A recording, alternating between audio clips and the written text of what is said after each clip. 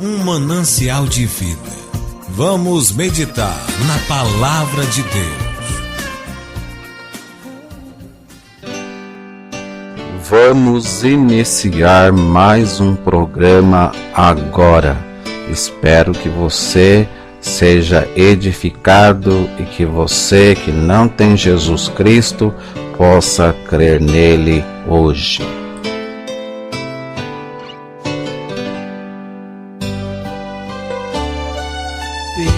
Pecador que faz vagando neste mundo de perdição, venha Cristo que concede salvação e real perdão. Pecador sem esperança neste mundo cruel de dor, venha Cristo, não duvides, pois que chama com grande amor.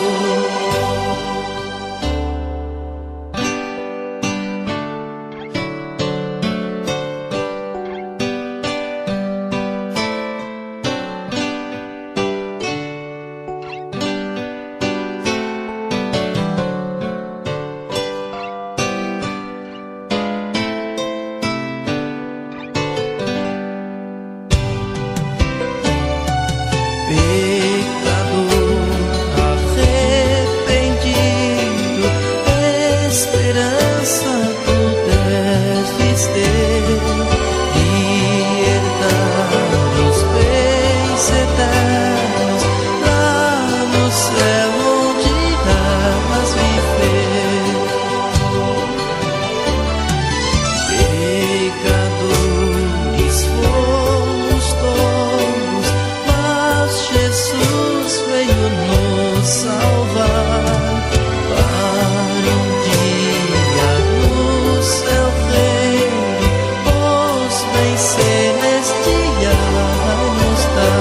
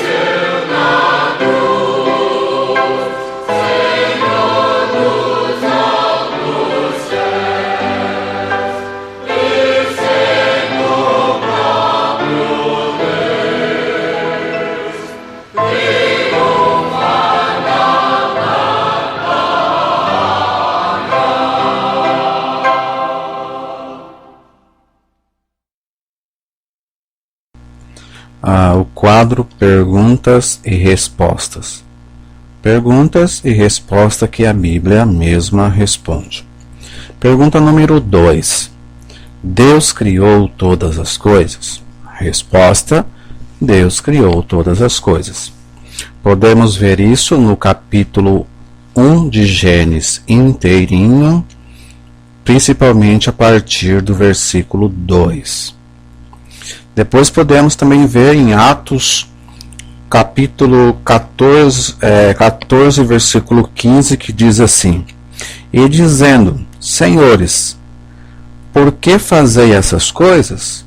Nós também somos homens como vós, sujeitos às mesmas paixões, e vos anunciamos que vos convertais dessas vaidades ao Deus vivo, que fez o céu e a terra, o mar e tudo que há neles. Então Deus, Ele criou todas as coisas.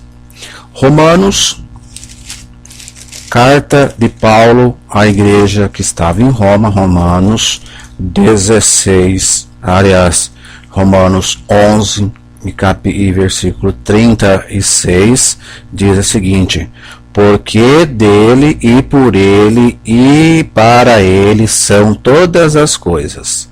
Glória, pois, a ele eternamente. Isso porque Deus, Ele criou todas as coisas. Colossenses, ainda no livro de Colossenses, capítulo 1 e o versículo 16, mostra também esse fato. Diz assim: Porque nele foram criadas todas as coisas, isto em Cristo, né? Que há nos céus e na terra, visíveis e invisíveis, sejam tronos, sejam dominações, sejam principados, sejam potestades, tudo foi criado por Ele e para Ele. Então a criação de Deus não estende somente aquilo que nós vemos. Há o mundo sobrenatural, o mundo dos anjos, o mundo que nós não vemos, que também há muitas coisas que Deus criou, como o universo, como o próprio mundo dos anjos. Então Deus criou todas as coisas através de Jesus. Tudo foi criado por Ele e para Ele. Deus é o criador de todas as coisas. A teoria da evolução e outras coisas já não é mais a teoria correta como antigamente. Há muitos cientistas que não aprovam mais isso. Então, não há por que o homem não reconhecer que Deus, Ele criou todas as coisas. Assim podemos crer num Deus que é o criador de tudo. E se Deus é o criador de tudo, como é essa pergunta, Deus criou outras as coisas? Resposta: Deus criou todas as coisas. Então, se Deus criou todas as coisas, Ele pode modificar todas as coisas. Não há nada que Deus não possa mexer. Isso, para nós, crentes cristãos, deve ser uma força maior, uma alegria maior de saber que o nosso Deus é criador de todas as coisas. Até mais, e que Deus abençoe a sua participação.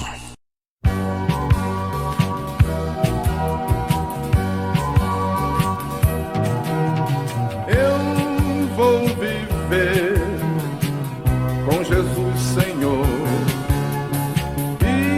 Isso eu posso dizer, porque é dele todo o meu ser.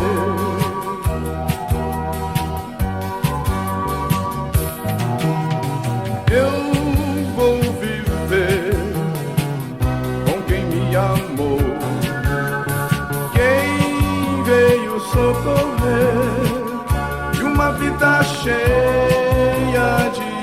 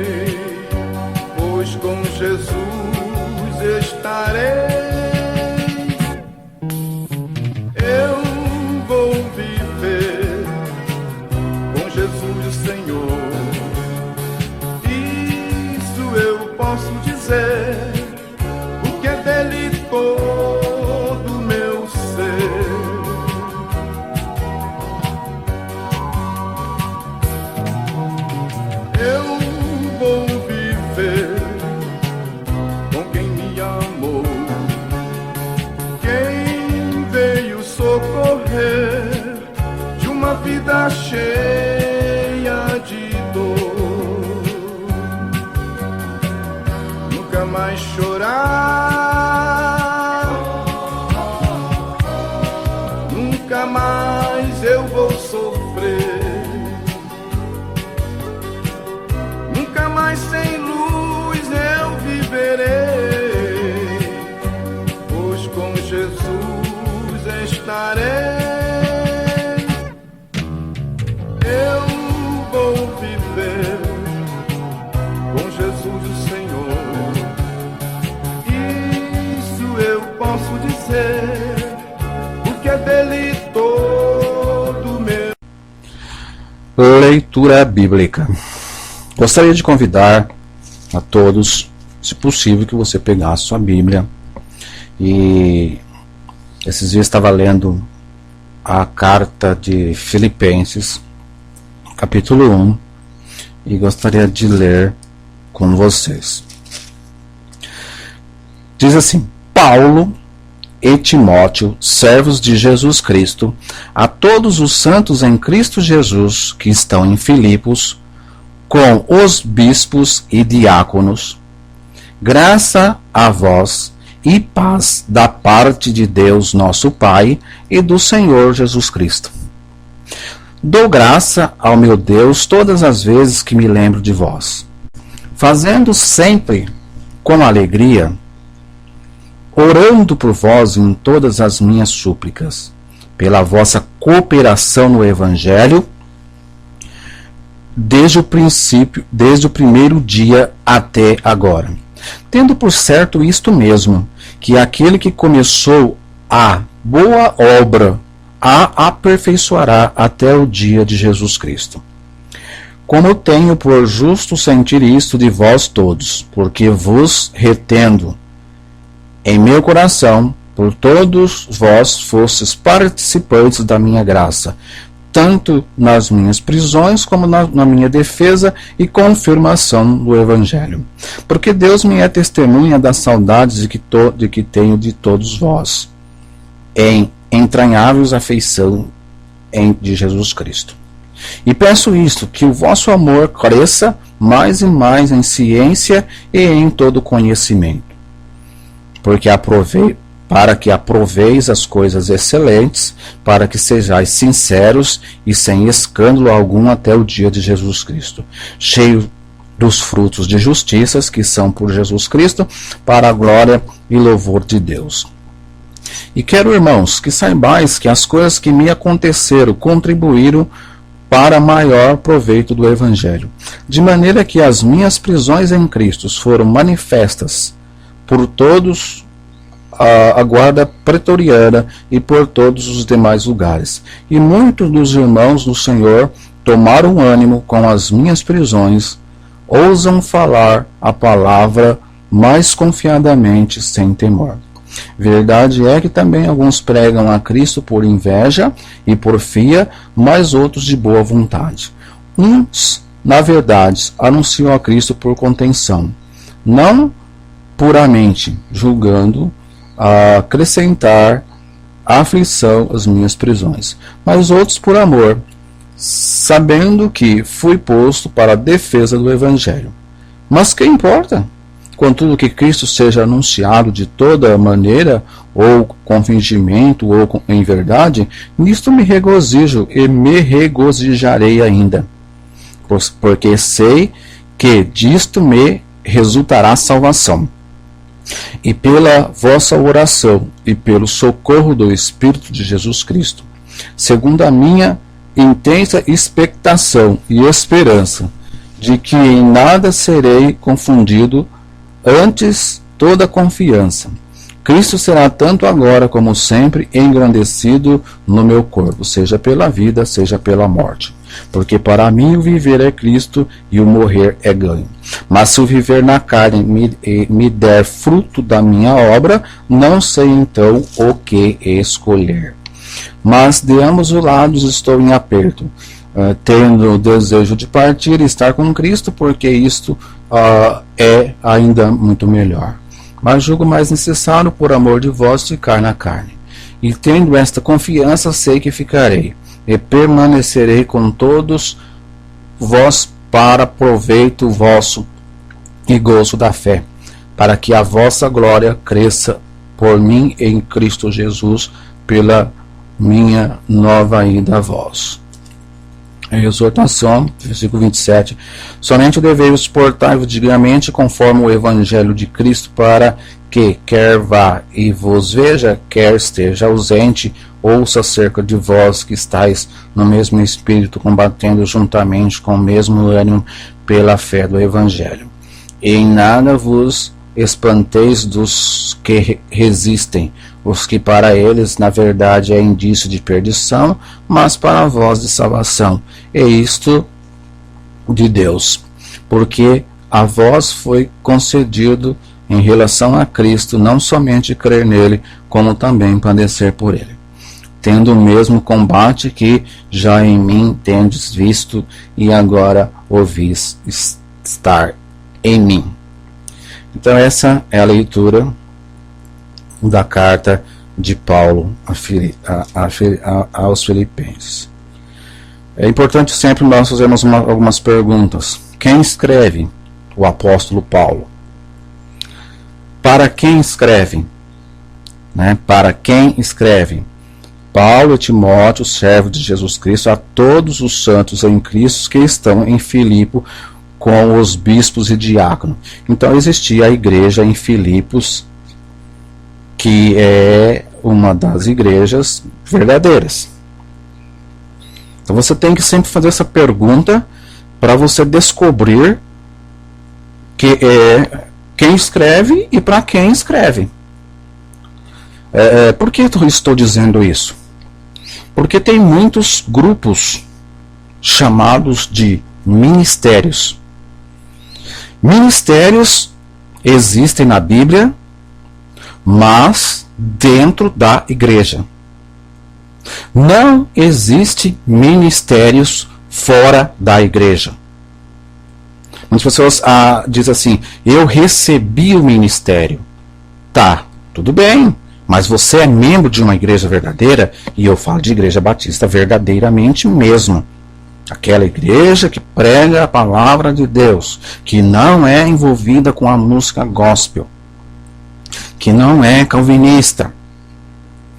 Então, ele estava falando à igreja de Filipos. Não há ministérios fora da igreja. Quem prega isso está indo contra a Bíblia. Pode fazer essa pergunta e você vai ver se existe. Não existe ministério fora da igreja. O ministério só é válido se ele estiver vinculado a uma igreja verdadeira, que eu creio, igreja batista, com os bispos e diáconos. Quer dizer, bispo é pastor, bispo é o pastor hoje, bispo ou os supervisores, né, da igreja. Então é a entrada de Paulo falando aos filipenses. Então ele fala a uma igreja. Existem muitos grupos pregando, de missionários pregando por todo mundo, e dizendo assim: não, eu recebi um ministério. Aí você volta lá para Mateus 28, 19 e 20. Vamos ler, porque é bom ler. É bom a Bíblia responder. Vamos ver quem é que Jesus manda pregar. Mateus 28, o último capítulo da Bíblia. Quem Jesus manda pregar? 19 e 20, são os versículos finais. Diz assim: o 18. E chegando Jesus, falou-lhes a quem? Aos discípulos, aos apóstolos, que era a igreja, dizendo: é-me dado todo o poder no céu e na terra. Aí ele fala: a vocês, discípulos, apóstolos, portanto, ide e fazeis discípulos de todas as nações, batizando-os em nome do Pai, do Filho e do Espírito Santo, ensinando a guardar todas as coisas que eu vos tenho mandado. E eis que eu estou convosco todos os dias. Então, Jesus está mandando os apóstolos. Os apóstolos representam a igreja. Não está mandando outras pessoas que não fazem parte da igreja. Um exemplo que você pode pegar aqui: ele não mandou a Maria Madalena, ele não mandou as outras Marias, que está no começo do capítulo 28 de Mateus. É interessante isso, ele não mandou elas, ele mandou os discípulos. E por quê? Elas estavam no primeiro grupo. Elas não tomaram a ceia, por quê? Porque elas ainda não faziam parte da igreja. Então, Paulo aos Filipenses está nessa questão, falando para que eles possam, eles, os filipenses.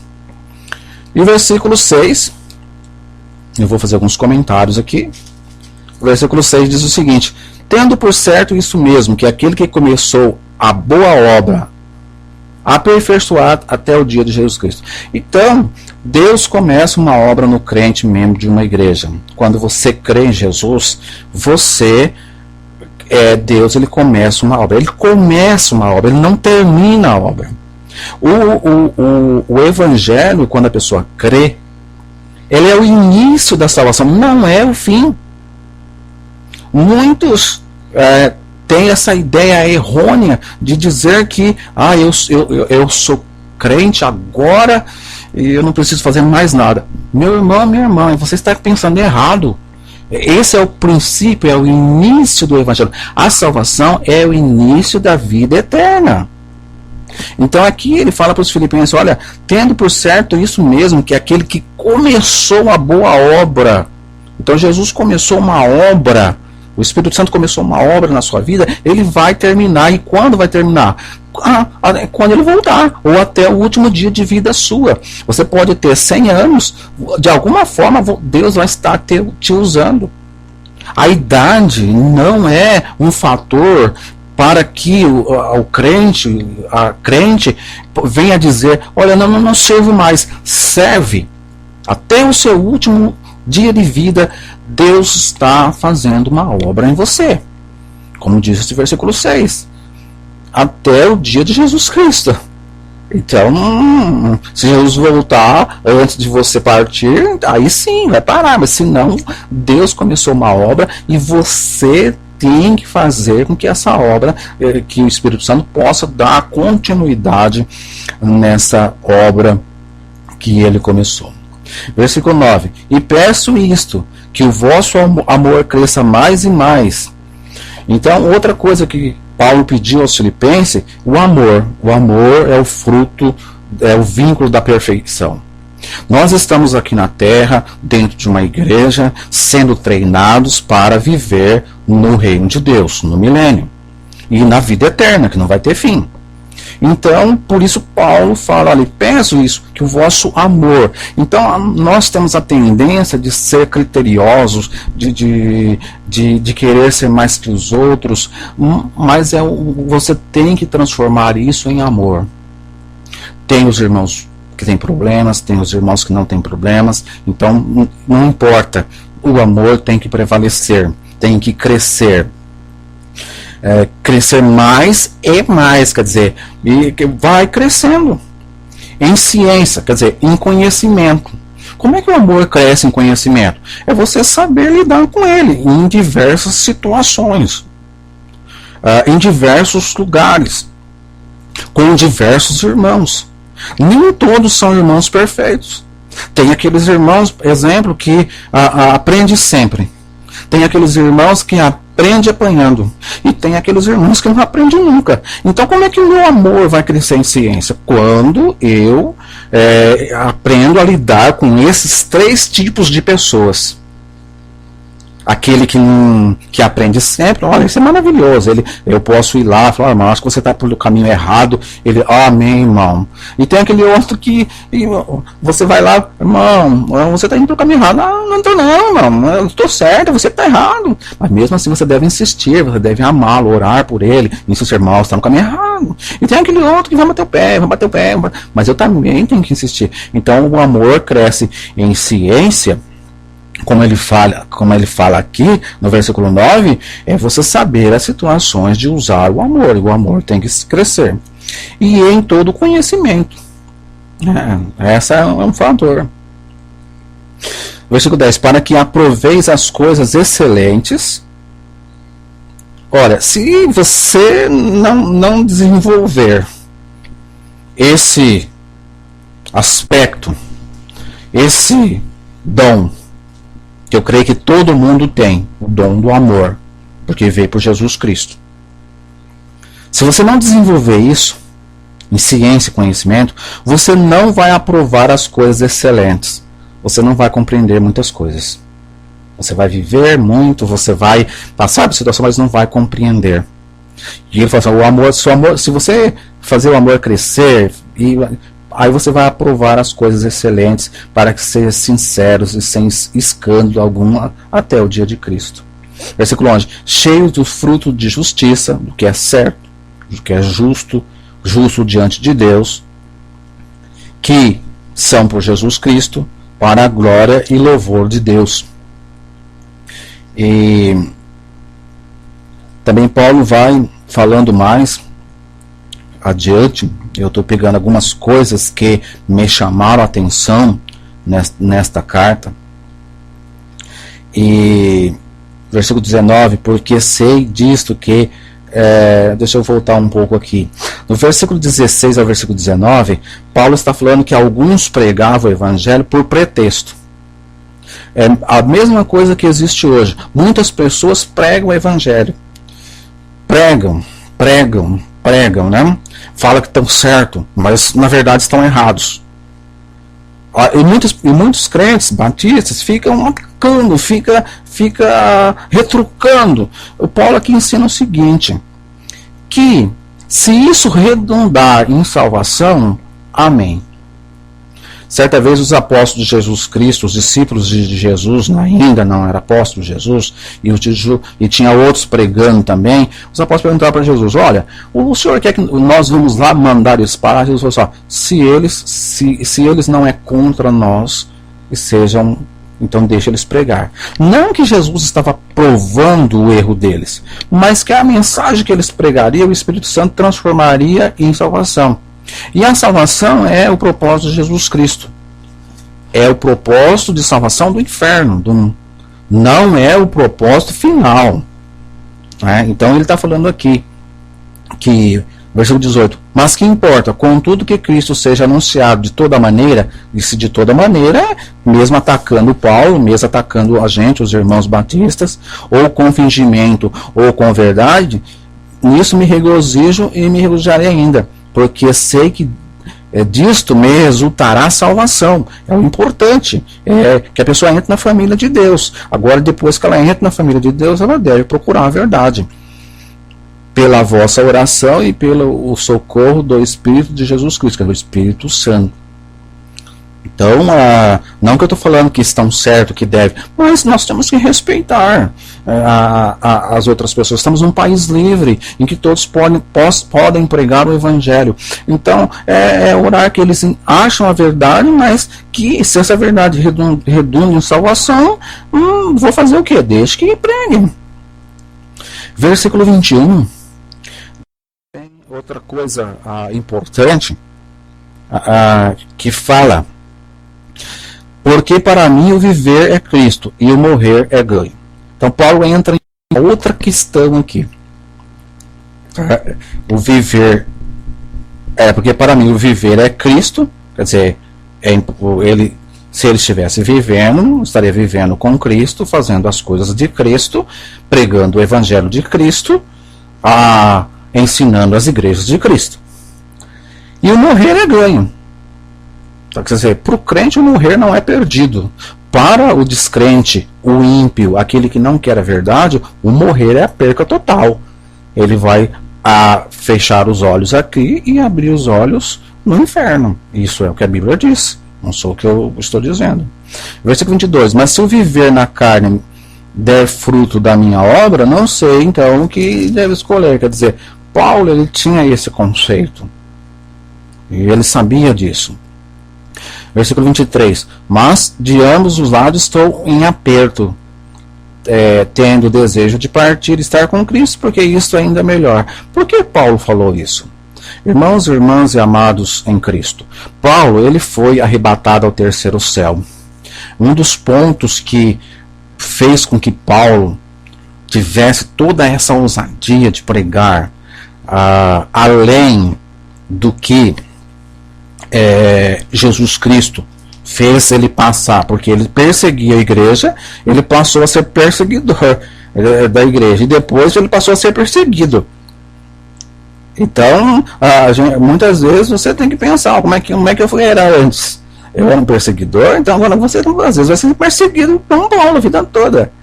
Então isso é uma questão que as pessoas só querem bênção, né? Só querem estar do bem, mas às vezes você era aquela pessoa que perseguia os crentes, que não gostava de ninguém que lesse a Bíblia, que enxotava as pessoas do seu portão para fora, e eu não quero saber, eu já tenho religião. Aí você passa, aí um belo dia alguém te prega o evangelho e você crê em Jesus Cristo.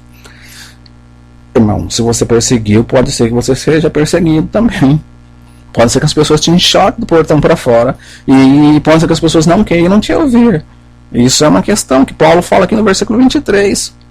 E outra coisa que nós podemos ver nesse versículo 23, também, que ele fala no finalzinho do versículo, porque isto é ainda melhor, Paulo ele foi arrebatado ao terceiro céu, em espírito. Paulo ele viu o que eu não vi, o que você não viu. Ele viu o que é que nós temos, o que é que ele ia ter. E isso fez com que Paulo progredisse, que ele, mesmo que ele tivesse morrendo, ele estava vendo onde ele ia estar. Nós não vimos, nós temos que crer nisso. Como Jesus estava expandindo o evangelho e escolheu Paulo para isso, ele arrebatou Paulo até o terceiro céu e mostrou onde é que ele ia estar após a sua morte. Então, isso fez com que Paulo não deixasse de pregar o evangelho. Em situações boas, em situações ruins, ele estava ali para pregar o evangelho. Às vezes nós somos fracos na fé porque nós não temos essa visão, mas nós temos que crer nisso. E você pode ler o capítulo 2 de 1 Coríntios, que você vai entender o que eu estou dizendo aqui. Mas o foco é essa. Outro, então, partindo para o versículo 27, finalzinho dessa carta de 1 aos Filipenses, ele fala assim: somente deveis portar-vos dignamente conforme o evangelho, quer dizer, de Cristo. Existe um padrão do evangelho, um padrão diferente, um padrão de transformação. Quando você crê em Cristo, você tem que se transformar e não conformar com o mundo. Você tem que renunciar. Aquilo que você fazia que não serve mais para a Bíblia, você tem que deixar. Não tem como a pessoa continuar. Né? Um exemplo que às vezes a gente tem, eu vejo, às vezes lá no Facebook a gente vê muito, né? As irmãs vão para a praia e lá elas colocam um biquíni e fica com o corpo todo exposto. Isso é pecado. Isso é por não crente. Isso é para a pessoa que não conhece Jesus, porque Efésios 5,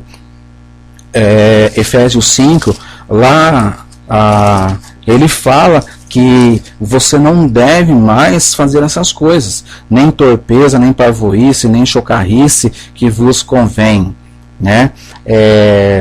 Então, essas palavras aqui, se não me engano, torpeza é aquilo que é errado fazer. Então a irmã já não deve mais usar o biquíni. Por quê? Porque ela vai provocar sensualidade. O irmão também, ele vai lá, não vai colocar sunga, não coloca um short, seja uma pessoa diferente. Um exemplo que eu estou dando de transformação, que ele está falando aqui de portar-vos dignamente conforme o evangelho de Cristo. Se você vai numa piscina, olha, põe um short, não vai por sunga, minha irmã não vai por biquíni, não vai ficar com as partes aparecendo, porque isso é pecado. Não faz mais parte, não é digno, como Paulo falou aqui, é um exemplo fraco, mas que é um exemplo. Eu falo, somente deveis portar-vos dignamente conforme o evangelho de Cristo. O evangelho de Cristo é todo o ensinamento bíblico de Mateus